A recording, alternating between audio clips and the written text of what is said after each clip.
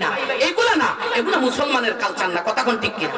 মুসলমান ইমানদার আমার তেলাওয়াতকৃত আয়াত আল্লাহ পাক রব্বুল আলামিন সূরা নামলের মধ্যে 30 নম্বর আয়াতের মধ্যে বলেন ইন্নাহু মিন সুলাইমানা ওয়া ইন্নাহু বিসমিল্লাহির রহমানির রহিম। আল্লাহ পাক রব্বুল আলামিন বলেন হযরতে সুলাইমান আলাইহিস সালাতু ওয়াস সালাম গোটা পৃথিবীর বাদশা ছিলেন। সুলাইমান আলাইহিস সালাতু ওয়াস সালাম যখন গোটা পৃথিবীর বাদশা ছিলেন তখন সুলাইমান আলাইহিস সালাতু ওয়াস সালাম বিলকিস রানীর কাছে একটা চিঠি লিখছিলেন। চিঠির মধ্যে উপরে লিখছিলেন ইন্নাহু সুলাইমানা ওয়া ইন্নাহু বিসমিল্লাহির রহমানির রহিম। সুলাইমান আলাইহিস সালাতু ওয়াস সালাম লিখছে ইন্নাহু বিসমিল্লাহ ওয়া ইন্নাহু সুলাইমান ওয়া ইন্নাহু বিসমিল্লাহির রহমানির রহিম। আমি সুলাইমান নবী আল্লাহর নামে তোমার কাছে চিঠি লিখতেছি, বিলকিস রানী তুমি তাড়াতাড়ি আসো। চিঠি লিখছে তুই সূর্য পূজা করস, আয়। লম্বা সূরা কাহিনী, ওইদিকে যাব না। এই আয়াতের তাফসীর যদি করতে যাই অনেক লম্বা, আমি শুধু বিসমিল্লাহটা টান দিয়ে আনছিলাম এই জন্য যে হযরত সুলাইমান আলাইহিস সালাম গোটা পৃথিবীর বাদশা হওয়ার পরেও উনিও চিঠির প্রথমে বিসমিল্লাহ লিখতে ভুলে নাই। বিসমিল্লাহ লিখতে ভুলে নাই। যখন সুলাইমান আলাইহিস সালাম গোটা পৃথিবীর রাজত্ব করে, সাবা নামক একটা দেশ, ওইখানের মধ্যে ছোট্ট একটা দেশ ছিল, ওইটার মধ্যে একজন মহিলা শাসক ছিল যার নাম ছিল বিলকিস রানী। কি ছিল? বিলকিস রানী। এই বিলকিস রানী কিছু জায়গা দখল করে আসছিল। সুলাইমান আলাইহিস সালামের একটা দূত ছিল, তার নাম ছিল হুদহুদ পাখি। এই পাখিটা উড়ে উড়ে উড়ে উড়ে গিয়া এক পর্যায়ে সুলাইমান আলাইহিস সালামের এই হুদহুদ পাখিটা ওই সাবা নামক দেশের মধ্যে গিয়া দেখলেন ওইখানে ছোট্ট একটা প্রদেশ, ওইটার মধ্যে শাসন করে একজন মহিলা বিলকিস রানী নামক। ওই মহিলাটার আরেকটা পাখি ছিল হুদহুদ পাখি। ওই হুদহুদ পাখির সাথে সাক্ষাৎ হয়েছে। কয় বন্ধু তুই কি করস? কয় আমি সুলাইমান নবীর পিএস, আমি সুলাইমান নবীর বৈজ্ঞানিক। কয় তাই নাকি? কয় হ্যাঁ। কয় তাহলে বুঝলাম। কয় তুই কে? কয় আমিও বিলকিস রানীর একজন পিএস। কয় তাই নাকি? কয় হ্যাঁ। কয় তোর বিলকিস রানী কে রে? কয় আছে। কয় দেখবি? কয় হ। নিয়ে গেছে একটা ঘরের ভিতরে। ওই মহিলাটা সে কি করে ঘরের ভিতরে থাকে, তার ঘরের পূর্ব দিকে ছোট্ট একটা এত বড় একটা ছিদ্র আছে।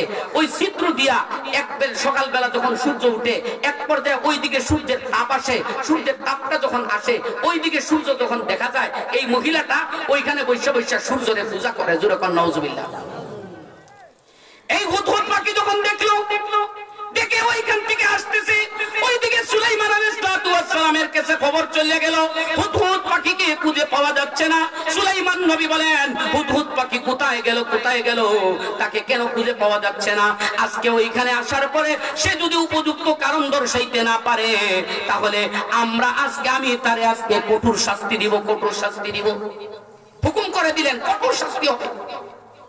এবার যখন আসছে অনেক পরে হুদহুদ পাখি আইছে, আওয়ার পরে ডাক দিছে কই আসিলি ক।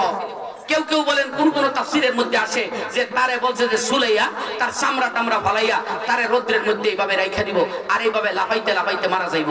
এই অবস্থায় যখন হুদহুদ পাখি আইছে, কয় তুই কই ছিলি? এখন কয় মাননীয় বাদশা সুলাইমান আলাইহিস সালাম আমার কাছে এমন সংবাদ আছে যে এই সংবাদ কেউ জানে না। কয় কি আছে? কয় আপনি মনে মনে ভাবতেছেন গোটা পৃথিবীর বাদশা আপনি না, আপনার ক্ষমতাধীন এই দেশের ভিতরে, এই বিশ্বের ভিতরে ছোট্ট একটা প্রদেশ আছে, ওইখানে একজন নারী এই দেশটারে শাসন করে। সুলাইমান আলাইহিস সালাম যেই মাত্র শুনছে, কয় সর্বনাশ। আল্লাহ তাআলা বলছেন আর রিজালু কাওয়ামুনা আলান নিসা, দুনিয়ার পুরুষরা নারীদেরকে শাসন করবে আর সে নারী হইয়া পুরুষদেরকে শাসন করবে, এটা তো মানা যায় না। কথা কোন ঠিক কিনা? আচ্ছা যদি এই যে কইছেন ঠিক, আমাদের দেশে আমরা শাসন করে নারী না পুরুষ? হ্যাঁ ও মুসলমান, আল্লাহর রাসূল অভিশাপ দিয়েছেন ওই জাতিকে যেই জাতির প্রধান নারী হয়, যেই জাতিকে নারীরা শাসন করে তাদের উপরে অভিশাপ। ও মুসলমান, সময় এসেছে, এই মাত্র সুযোগ এসেছে, এখনো যদি আমরা এই সুযোগকে কাজে লাগাইতে না পারি, নারীদের পৃষ্ঠকে যদি আমরা এখনো বাহির হতে না পারি, আমরা কপাল পুরা বাঙালি। জুড়ে কোন ঠিক কিনা? সময় আসছে, এখনো সময় আছে। মুসলমান, এখন আমরা আর নারী নেত্রী চাই না। জুড়ে কোন ঠিক কিনা? আমরা নারীদের পিছনে হাঁটতে চাই না, আমরা নারী নেতৃত্ব চাই না, আমরা পুরুষ নেতৃত্ব চাই, কথা কোন ঠিক কিনা? সুলাইমান আলাইহিস সালাম বলেন, না না, আমি এটা মানতে পারি না। নারী হইয়া দেশের প্রধানমন্ত্রী কিভাবে হইব? আমাদের দেশের যারা বিদেশ বাড়িতে যায় তাদেরকে লজ্জা দেয়, কয় তোরা বাঙালি না? কয় হ। তোরা তো ওই জাতি, তোদেরকে শাসন করে মহিলায়। কয় হ। এটা আমাদের জন্য একটা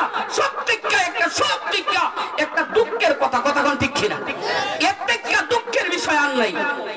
বাঙালির কপালের মধ্যে একটার পর একটা নারী আসে, পুরুষ আসে না। ও মুসলমান, এখন সুযোগ আসছে, আমরা আর নারী নেতৃত্ব চাই না, জোরে কোন ঠিক কিনা? সুলাইমান আলাইহিস সালাম তখন চিঠি দেখছিলেন, চিঠির মধ্যে বিসমিল্লাহ বইলা বলছিলেন তাড়াতাড়ি আসো। এরপরে বিলকিস রানী কিভাবে আসলো, আসার পরে কিভাবে আবার তওবা করলো, কালিমা পড়লো, এরপরে কি হইলো, বিস্তারিত কাহিনী আমি ওইদিকে যাব না। আমার দেখানোর উদ্দেশ্য হলো যে প্রত্যেকটা কাজের মধ্যে বিসমিল্লাহ বললে লাভ না লস? ও মুসলমান, যেহেতু লাভ, ওই হিসাবে আমরা লাভ চাই। আমরা মুসলমান জাতি, আমরা লাভ চাই। এই হিসাবে আমরাও বলতে চাই যে আমরা প্রত্যেকটা কাজের মধ্যে প্রথমে বিসমিল্লাহ বলবো, ইনশাআল্লাহ বলবো তো সবাই। ও মুসলমান ইমানদার, বিসমিল্লাহ বললে যদি আমরা কাজ শুরু করি, একটা নয়, দুইটা নয়, আমাদের অনেক অনেক লাভ রয়েছে। এই হিসাবে আমাদের মা বোনদেরকে বলবো, আপনারা বিসমিল্লাহ ছাড়বেন না। যারা জমিনে হাল চাষ করবেন, বিসমিল্লাহ বলে শুরু করবেন। যারা ধান কাটবেন, বিসমিল্লাহ বলে শুরু করবেন। যারা মাছ ধরবেন, বিসমিল্লাহ বলে শুরু করবেন। যারা ব্যবসা বাণিজ্য করেন, বিসমিল্লাহ বলে মাল নিবেন। যারা দোকান খুলবেন, বিসমিল্লাহ বলে তালাটা খুলবেন।